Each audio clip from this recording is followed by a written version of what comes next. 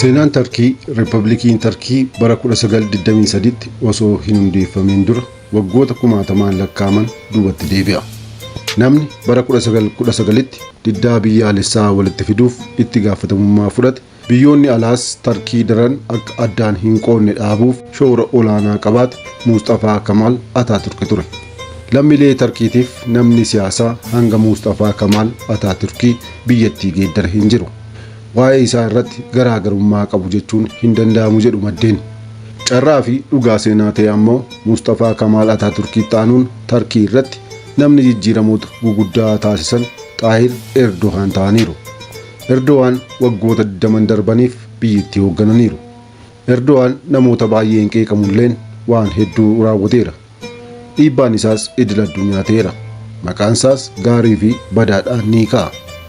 Raashiyaa waliin dhimma Suuriyaa irratti adda ba'anilleen daldalaan walitti dhufu. Puutiin waliin walitti dhufanis waraana Yuukireen irratti baneen gammadaa miti. Ta'ulleen Puutinittis ta'e Zeleniskiitti nama dhiyaatu ta'uu itti bareera. Azerbaaijaaniin deeggaruun xayyaara nammalee ergee fi Armeeniyaa haleeleera. Miseensa naatoo ta'ulleen Siwiidin miseensummaa akka hin arganneef dhiibbaaf muddama keessa galcheera. Fiinlaandis taanaan miixuu hedduu booda Erdogan eeyyameefiiti kan miseensa naatoo taate. Erdogan harki isaa dheeraadha. Liibiyaa, Soomaaliyaa, Itoophiyaa keessatti illeen dhiibbaa akka qabuutu himama.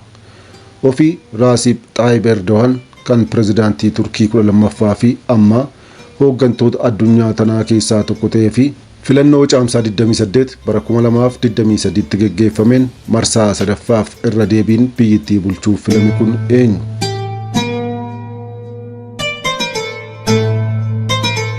Erdogan amma yoo ilaalamu maanguddoo haa fakkaatu malee umuriin isaa waggaa 70 hin guunne. Abbaa isaa loltuu waardiyyaa qarqara galaana gurraachaa kan turan irraa bara 1954tti dhalate. Kaaba Tarkiitti kan dhalate Erdogan waggaa 13tti ture. Abbaa isaa waliin gara Istaanbul kan dhufe. Abbaan isaas ijoollee isaanii 5 haala fooyya'aan guddisuuf ture kan gara Istaanbul deeman. Haa ta'u malee jireenyi Istaanbul keessaa isaaniif salphaa hin turre. Erdogan maallaqa argachuuf ifaajjeera. Cuunfaa loomii fi saliixii akkasumas doonaatii yookaan buskutii beegil naannessee gurgureera.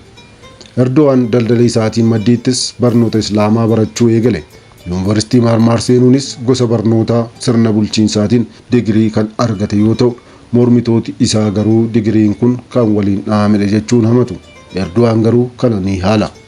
Erdogan umurii dargaggummaatti kubbaa miillaas ni jaallata ture. Jaallachuu qofas hin turre. Gareewwan gamtokkoon piroofeeshinaala ta'aniif hanga taphachuus ga'ee ture.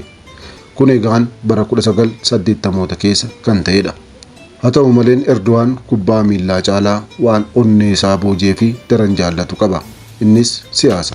Erdogan bara dargaggummaa isaattis gumiiwwan marii Islaamaa keessatti si'oominaan hirmaataa ture.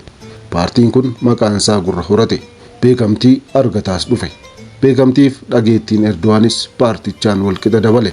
Bara 1994ttis Erdogan paartichaa bakka bu'uun filannoo kantiibaa Istaanbuliitiif dorgome. Filannichas ni injifate. Waggoota 4f kantiibaa Istaanbul ta'uun bulche. Bara 2001tti ministeerri muummee ilaalcha Islaamaa qaban kan jalqabaaf Tarkii hoogganan Erbaakaan boqotan. Erbaakaan waggaa tokkoof qofa ture kan aangoorra turan. Erdogan ilaalcha Islaamummaa isaatiin siyaasa Tarkii amantaa kamuu irraa bilisa ta'e Islaama gochuuf jedhamuun himatame. Baruma sanattis walaloo hin eeyyamamne addabaabayitti dubbiseera jedhamuun himatitti dhiyaate. Sababii walaloo kanaatiinis Erdogan waggaa 4 hidhame. Achi wayita bahus kan duraarra itti caaluun gara siyaasaatti deebi'e. Bara 1998tti ammoo miseensonni garee paartii siyaasaa Welfare Islaamummaa siyaasa keessa galchuuf yaalaniiru jedhamuun paartichi dhorkame. Erdoganiif hiriyoonni isaas adoolessa bara 2001 keessa jaarmiyaa haaraa paartii haqaa fi guddinaa yookaan AKP jedhamu hundeessan. Paartiin kunis battalumaan beekamtii argate. Keessattuu lammiilee Tarkii Islaamummaan dagatameera jedhan biratti baay'ee jaallatame. Lammiilee jireenyitti cimeenis ni leellifame. Bara 2002ttis paartiin AKP kun paarlaamaadhaaf teessuma caalmaa injifate. Bara itti aanutti Erdogan ministeera muummee Tarkii ta'uun muudame. Egaan maanguddoon ganna 69 kun aangoo bara sana qabatan hanga har'aatti irra jiru. ammas marsaa biraatti fufuuf duulana filadhaa cimaa taasisuun filannoo irra deebiin geggeeffameen injifatanii jiru. Erdogan erga bara 2003 kaasee ministeera muummee ta'uudhaan baroota aangoo 3f Tarkii durseera.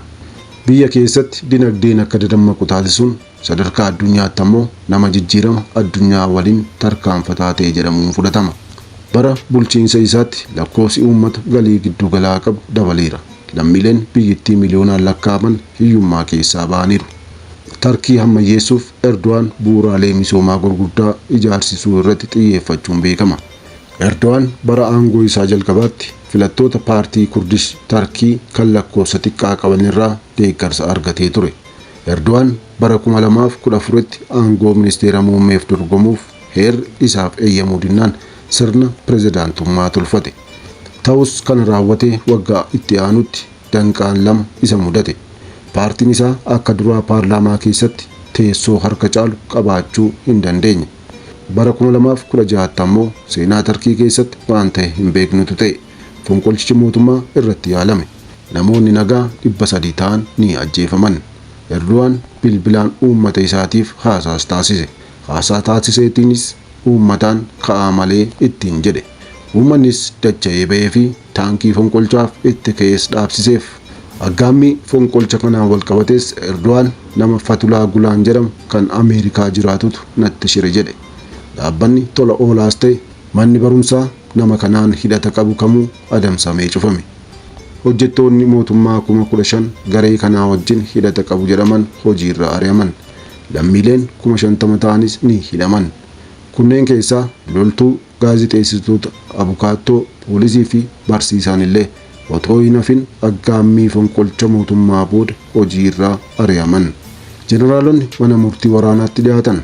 Erdogan fonqolcha mootummaa kanaan booda nama biraa ta'e. Warra lixaas faara dhorkate.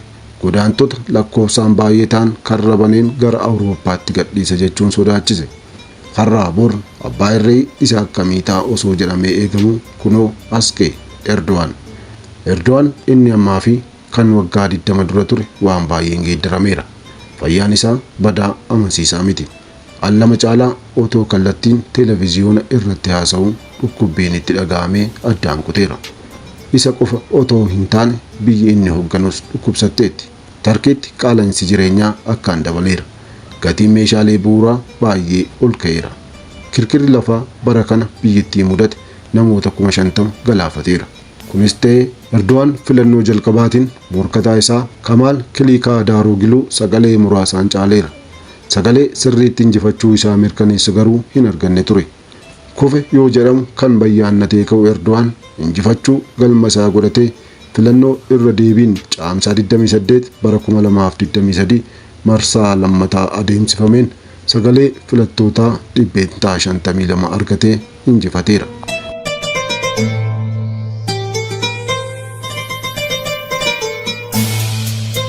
Egaan hordoftoota keenya kabajamoo taatan Erdogan namni keekii tolchaa ture bara aangoo biraa mo'ate biyya Tarkii yeenaan jedhaa jechuun biyya maqaa ajaa'ibsiistuudhaan addunyaatti of beeksiste sirna siyaasaa fi dinagdee haaraa tolchuu fi ta'innaa walumaan kan ilaallu ta'a. Waan hordoftaniif guddaa galatoomaa. Chaanaalii YouTube Finfinnee Maltiimiidiyaa like, share, subscribe godhaa. Finfinnee Maltiimiidiyaa madda seenaaf odeeffannooti.